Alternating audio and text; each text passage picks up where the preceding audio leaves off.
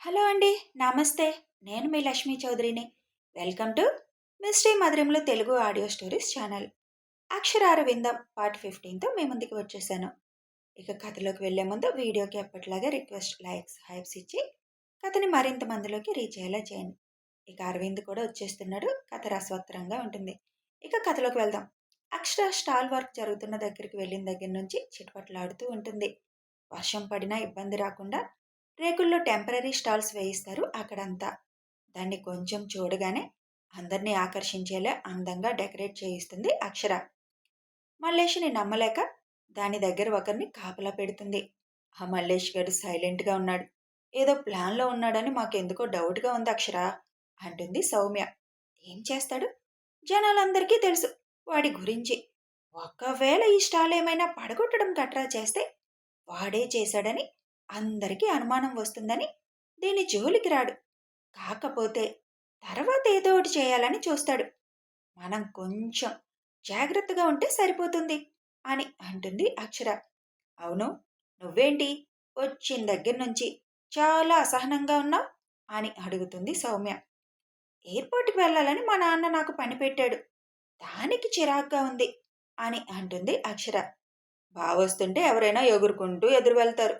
నువ్వేంట్రా అంటే డిఫరెంట్గా ఉంటావు. ఏదో సరదాగా మీ ఇద్దరు గొడవ పడుతున్నారని మేమనుకుంటున్నాం.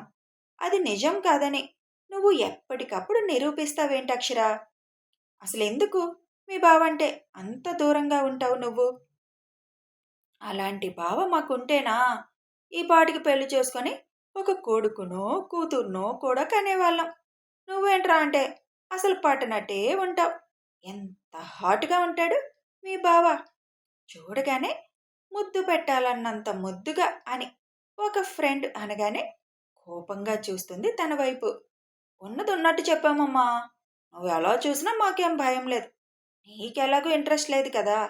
మేమన్నా లైన్లో పెట్టుకోవడానికి ప్రయత్నిస్తాం అని కావాలని అంటారు. అలా అయినా అక్షర బయటపడుతుందేమో అని వాళ్ళ ఉద్దేశం. ప్రయత్నించి చూడండి. లైన్లో పడితే చేసుకోండి. నాకేం అభ్యంతరం లేదు.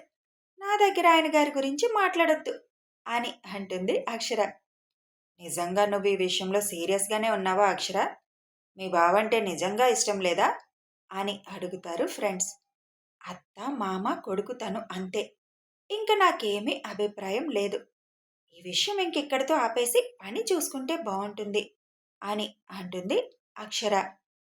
ఫ్రెండ్స్ అందరూ ఒకరి మొహాలు ఒకరు చూసుకొని భుజాలు ఎగరేసుకుంటూ ఇది మనకు అర్థం కాదు అని అనుకొని ఎవరి పనులు వాళ్ళు చేయడం మొదలు పెడతారు. ఏంటక్షరా, మీ బావ వస్తున్నాడంటగా అమెరికా నుంచి. ఈ టీ స్టాల్ అతని కోసమైనా రెడీ చేయిస్తున్నావు అని వెటకారంగా అంటాడు మల్లేష్. నీలాగా టీ స్టాల్ నడిపే మొహం కాదులే ఆయన గారు. ఆయన రేంజ్ వేరు. అయినా తన కోసం నేనెందుకు రెడీ చేస్తాను? మూసుకొని వెళ్ళి నీ పని చూసుకో మల్లేషా అని అంటుంది అక్షర. టీ 10 రూపాయలు పెడుతున్నావు టాక్. ఎవడు తాగుతాడు? 5 రూపాయలు అంటేనే బేరాలు ఆడతారు.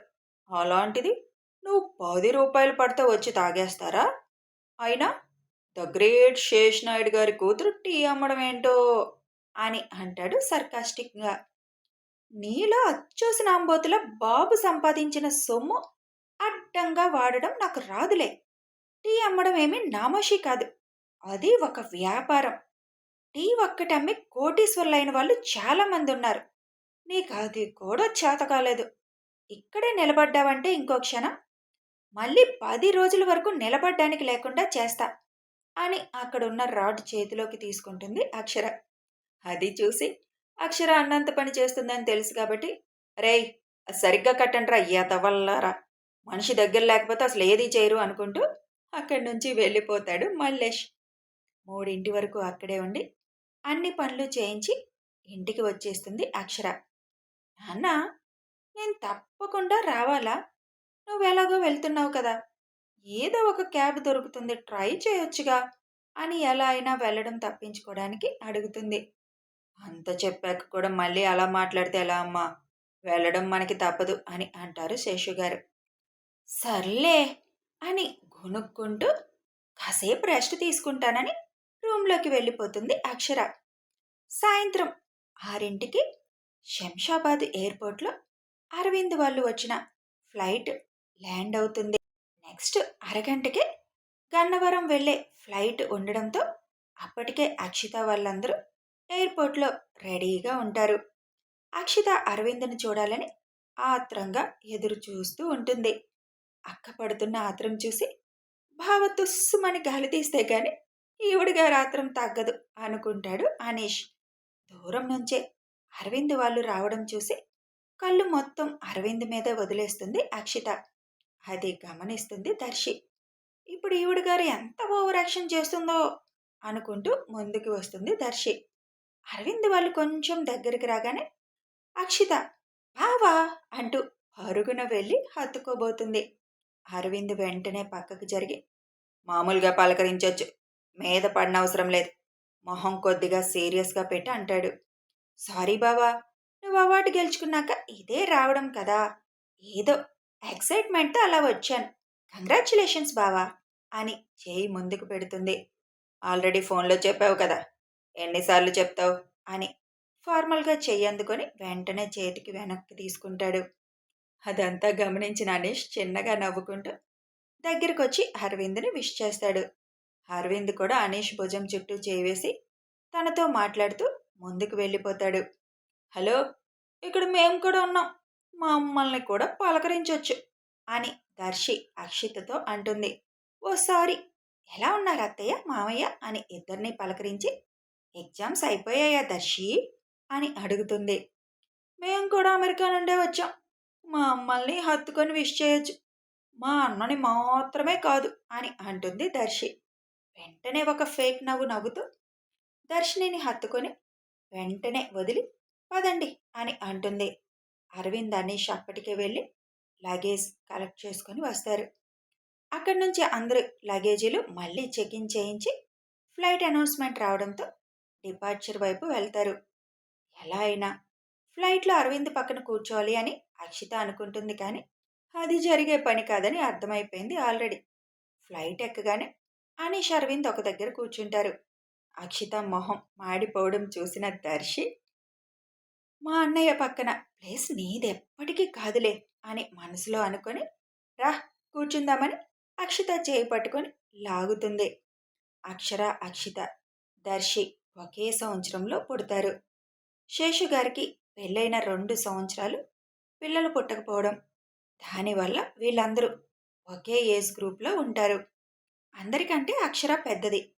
అక్షర కన్నా 3 నెలలు చిన్నది అక్షిత. దర్శి కన్నా అక్షర 6 నెలలు పెద్దదైతే అక్షిత 3 నెలలు పెద్దది. అమెరికా స్టడీస్కి ఇక్కడికి తేడా కాబట్టి దర్శి బీటెక్ కంప్లీట్ అయింది. అక్షితకి అవడానికి ఇంకా 3 నెలలు టైం ఉంది.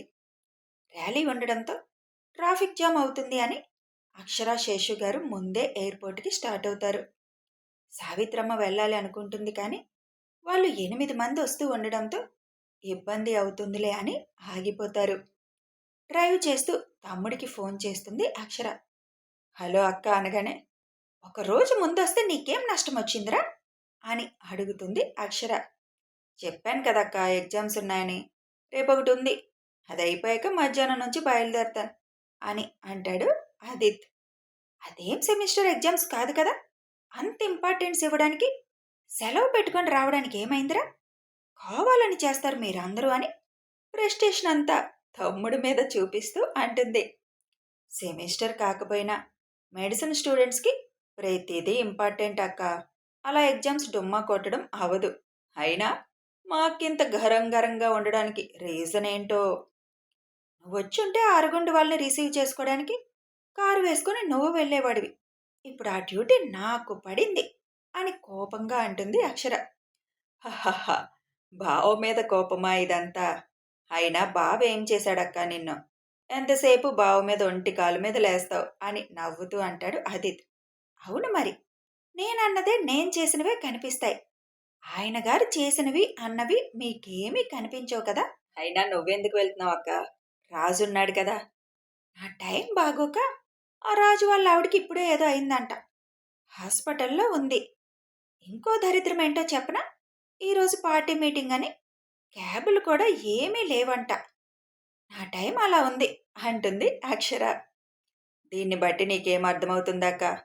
నువ్వు బావ నుంచి ఎంత దూరం పారిపోవాలన్నా అవ్వదు అని సూచన కదా అని అంటాడు అదిత్ నవ్వుతూ. చిచి, ఆయన గారి నుంచి నేను పారిపోవడమేంటి? ఆయన గారికి డ్రైవర్గా వెళ్ళడం చిరాగ్గా ఉండి అన్నాను. కానీ నేనెందుకు పారిపోవాలి ఆయన గారిని చూసి అని అంటుంది అక్షర. దూరంగా ఉండాలని అయితే అనుకుంటావు కదా. సర్లే, ప్రెస్టేషన్ అంతా ఎయిర్పోర్ట్లోనే బావ మీద చూపించుకో. అక్కడి నుంచే మీ ఇద్దరు గొడవ పడడం స్టార్ట్ అయితే చూసే వాళ్ళకి చాలా చండాలంగా ఉంటుంది. సరే, నేను చదువుకోవాలి, ఉంటాను, బాయ్ అని కట్ చేస్తాడు ఫోన్ అదిత్. నాకేం పనిలేదా, ఆయన గారితో గొడవ పెట్టుకోవడమేనా పని అని అనుకుంటూ కారు స్పీడ్ పెంచుతుంది. ఎంత స్పీడ్గా వెళ్ళినా మధ్యలో ర్యాలీ వల్ల ట్రాఫిక్లో ఇరుక్కుపోవడంతో అక్షర్కి చిరాకు మామూలుగా లేదు. అదంతా క్లియర్ అయ్యేసరికి అరగంట పడుతుంది. అక్కడి నుంచి ఎయిర్పోర్ట్కి చేరుకుంటారు అక్షర, శేషు గారు. ఆల్రెడీ ఫ్లైట్ వచ్చేసి ఉంటుందనుకున్న వాళ్ళకి ఇంకా రాలేదన్న వార్త విని కూర్చుంటారు ఇద్దరు. చిరాగ్గా ఉన్న అక్షర మొహం చూసి, కూల్ డ్రింక్ ఏమైనా తాగుతావా అని అడుగుతారు నవ్వుతూ. నన్ను అస్సలు మాట్లాడించుకు నాన్న, చాలా ఇరిటేటింగ్గా ఉంది అని అంటుంది అక్షర. ఆ ఇరిటేషన్ అంతా వాళ్ళ ముందు చూపించుకురా, అత్త ఫీల్ అవుతుంది, మీ పిన్ని ఏదో ఒకటి అనాలని చూస్తుంది అని అంటారు శేషు గారు. ఆవిడికి ఇంకేం పనుందిలే, ఏదో ఒక వంక పెట్టడమే కదా అలవాటు. ముందే చెప్తున్నాను నాన్న, నా టీ స్టాల్ గురించి తక్కువ చేసి మాట్లాడితే మాత్రం నేను మాటకి మాట చెప్పేస్తాను. ఆ విషయంలో నన్ను అడ్డుకోవాలని మాత్రం చూడకు. అది ఏ పర్పస్ మీద పెడుతున్నావో నేను చెప్తాను కదా, దాని గురించి ఏం మాట్లాడదు అని అనుకుంటున్నానులే. ఆవిడికి ఏదో ఒక వంక పెట్టడానికి కారణం కావాలి నాన్న. మనం ఏం చెప్పినా మళ్ళీ మొదటికే వస్తుందిలే. బాబాయ్ మొహం చూసి ఊరుకోవడమే కానీ లేకపోతే ఎప్పుడో గట్టిగా ఇచ్చేదాన్ని. ఒక్కొక్కరికి ఒక్కొక్క అలవాటురా, వాళ్ళ నైజాలు అలాగే ఉంటాయి. మనం చిన్న చిన్నవి పట్టించుకుంటే అవి చిలికి చిలికి గాలివానలా మారతాయి. కుటుంబం అన్నాక మనుషులందరూ ఒకలా ఉంటారుగా, ఏదో ఒకటి వంక పెట్టాలని చూస్తుంది కానీ మనిషి అయితే చెడ్డది కాదులే. నీకందరూ మంచివాళ్లే నాన్న అని అంటుండగానే ఫ్లైట్ ల్యాండ్ అయినట్టు అనౌన్స్మెంట్ రావడంతో వచ్చేశారు అని లేచి నిలబడతారు శేషు గారు. దూరం నుంచే లగేజీ కలెక్ట్ చేస్తూ కనిపించిన అరవింద్ని చూడగానే, నా అల్లుడు బిజినెస్ మ్యాన్, ఆ రాయల్టీ చూడు కొట్టొచ్చినట్టు కనిపిస్తుందని శేషు గారు నవ్వుతూ అంటారు. ఒక క్షణం అరవింద్ వైపు అలా చూసి మూతి విరుస్తూ పక్కకి చూపు తిప్పేస్తుంది అక్షర. దూరం నుంచే వీళ్ళిద్దరినీ చూస్తారు అరవింద్ వాళ్ళు. దర్శి, అనీష్ అక్కడ అక్షర్ని చూడగానే పరిగెత్తుకుంటూ వచ్చేస్తారు. ఒకరు వదిన అంటూ ఒకరు అక్క అంటూ గట్టిగా హత్తుకుంటారు అక్షరని. దగ్గరికి వచ్చే వరకు గాగుల్స్తోనే ఉన్న అరవింద్ దగ్గరికి రాగానే అవి తీసి అక్షరని ఒక్క సెకండ్ చూసి శేషు గారి వైపు చూపు తిప్పి, హలో మావయ్య అంటూ హత్తుకుంటాడు. కంగ్రాచులేషన్స్ మై డియర్ బాయ్ అని భుజం మీద చిన్నగా ట్యాప్ చేస్తూ అంటారు శేషు గారు. థ్యాంక్ యూ మావయ్య అంటాడు. ఇద్దరూ ఎదురుపడితే కనీసం పలకరించుకుంటారు. అక్షర విష్ చేస్తుంది అని ఆశపడిన దర్శినికి నిరాశ ఎదురైంది. కనీసం కళ్ళు కళ్ళు అన్న కలుస్తాయా అని చూసింది. అక్కడ కూడా నిరాశ ఎదురవడంతో వీళ్ళు నాకు అర్థం కారు అంటూ మూతి విరుచుకుంటుంది. అప్పటికే అక్షర వాళ్ళ మామయ్యని, బాబాయిని, పిన్నిని పలకరించి వాళ్ళ అత్తని, డార్లింగ్ చాలా మిస్ అయ్యాను నిన్ను అంటూ హత్తుకుంటుంది.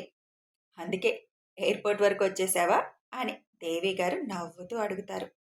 డ్రైవర్ లేడు, సెలవు పెట్టాడు, అందుకే నేను రావాల్సి వచ్చింది, ఏం చేద్దాం అని అంటుంది దీనంగా. నువ్వు చేసే పని ఏముందంట, ఖాళీనే కదా, వచ్చినందుకు అంత ఫీల్ అయిపోతున్నావు. అంత దూరం నుంచి బావ వాళ్ళు వస్తే ఎయిర్పోర్ట్కి వచ్చి రిసీవ్ చేసుకోవడానికి కూడా అంత కష్టమా నీకు అని అక్షిత కావాలని అంటుంది.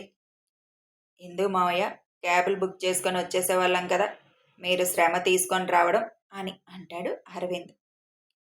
ఇక్కడ ఎవరు వచ్చినందుకు శ్రమ కష్టం అనుకోవడం లేదులే. మా అత్తను రిసీవ్ చేసుకోవడానికి నాకేం కష్టం లేదు. రా అత్త, మనం వెళ్దామని దేవి గారిని తీసుకొని ముందుకు వెళ్తుంది అక్షర. ఇవాళ ఇక్కడ పార్టీ మీటింగ్, ర్యాలీ ఉండడంతో క్యాబులు కూడా ఏమీ అవైలబుల్లో లేవు. చూసావు కదా, ఒకటన్నా కనిపిస్తుందా మీకు? అయినా ప్రతి సంవత్సరం నేనే వస్తాను కదా, ఇవాళ ఏం కొత్త కాదు కదా పదండి ఇంకా అని అంటారు శేషు గారు. కథ కొనసాగుతుంది. ఇంకా బావ మరదళ్ళు ఒక దగ్గరకు చేరిపోయారు. మరి ఇక్కడి నుంచి అరవింద్ వెళ్ళేటప్పటికి ఎలాంటి పరిస్థితులు ఎదురవుతాయి? అక్షర అరవింద్ పెళ్లి చేయాలని సావిత్రమ్మ ఎందుకు పట్టుపట్టింది? ఇవన్నీ తెలియాలంటే ఫాలో అయిపోండి.